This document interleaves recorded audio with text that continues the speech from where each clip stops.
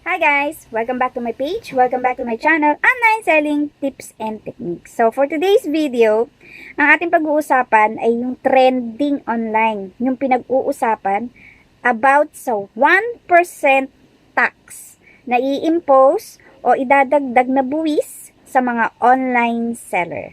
So wag na natin patagalin. Let's go!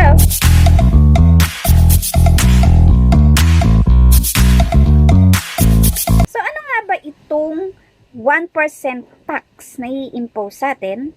Ang sabi ni BIR, ito yung Revenue Regulation number 16 of 2023 which state, local online sellers can be subject to 1% creditable withholding tax of 50% of your gross remittances.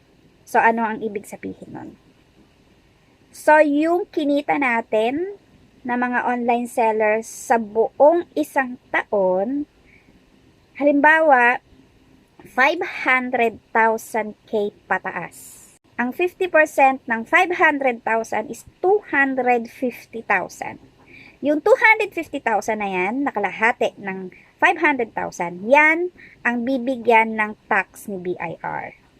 So, magkano ba ang 1% ng 250,000? Ang 1% ng 250,000 is 2,500. So, yan ang babayaran ng online seller na merong gross income sa loob ng isang taon na 500K, 2,500, yan ang babayaran nila taon-taon. Kung applicable ba yan sa lahat ng online seller? Sabi nila hindi daw. Ang magkakaroon lang ng 1% tax na yan is yung may 500,000 na kita sa loob ng isang taon. Yung hindi umabot ng 500K, lalo na tayong mga small time lang na online seller, hindi tayo kasama dyan. Pero, hindi tayo ligtas sa BIR registration. Ibig sabihin ng BIR registration, kailangan nating magparehistro at mag-fill up ng form para ma-submit yun kay BIR. Kung kailan ang deadline. Ang sagot sa akin ng agent sa Shopee is hindi pa daw nila alam kung kailan ang deadline. So, wala pang sigurong ina-update sa kanila, wala pa sigurong sinasabi sa kanila kung kailan. Group na sinalihan ko, ang deadline daw is this April 2024. Sabi ko, ilang buwan na lang yun. Pahan yung 1% tax na yan at BIR registration na yan is last year lang, December 21, 2023. Ngayon, kung ang deadline niyan is April 2024, parang hindi yata kakayanin. Ang dami kaya ng online seller. Ang dami kayang platform. Kasi kung hindi naman daw magpaparehistro, so magkakaroon tayo ng platform restriction. Usually, hindi lang minsan, ang ginagamit natin is yung personal account natin. Ngayon daw hindi na. Sabi, hindi na daw pwedeng gamitan ang mga personal ATM cards, ATM account. Kailangan daw business card na daw. So, as of now, wala pa akong naririnig. Pero yung gagamiting payout, yung sa ATM card, kung personal ba o business card na, mukhang wala pa yata akong nababalitaan dyan. Ito, nakita ko lang to sa Seller Sentry. Will Shopee issue BIR form? Yung Certificate of Creditable Tax, yung BIR form na 2307. Shopee will provide an automated BIR form para sa lahat ng online sellers ng Shopee. So, pag sinabing automated form, ka-input na yan sa system para i-notify ang lahat ng online seller ng Shopee na to fill up the BIR form. 20 days sila mag-i-issue ng form. Bakit? Hindi ko alam. Basta magpa-provide sila at magno-notif sa lahat ng online seller tuwing 20 days. Sinearch ko kung magkano ang penalty kapag hindi ka nakapagbayad on time ng iyong withholding tax. Ang laki pala ng penalty. 25%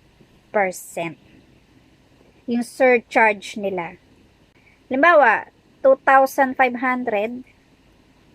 ang ano mo, ang babayaran mong tax, hindi ka nakapagbayad, na late ka. Na late ka ng 1 taon. So, times 0.25. So, plus 600 plus eh. So, imbes na 2,500 lang ang babayaran mo, magiging 3,000 mahigit. So, paano kung hindi ka pa hindi ka na naman nakabayad. So, kaya pala ganun, palaki ng palaki yung nagiging utang mo sa BIR. Kasi malaki din yung charge na ibinibigay nila. Meron pa silang interest na 20% eh. So, malaki talaga. Yung pagsasamay mo yung surcharge at saka yung interest, that's 45%. So, malaki talaga. Kaya pala minsan yung iba umaabot ng milyon. Yung utang nila sa BIR. Kasi ganun pala kataas ang mga penalties. So, ang solusyon lang dyan is to pay your taxes on time. Ano nga ba ang itsura nitong creditable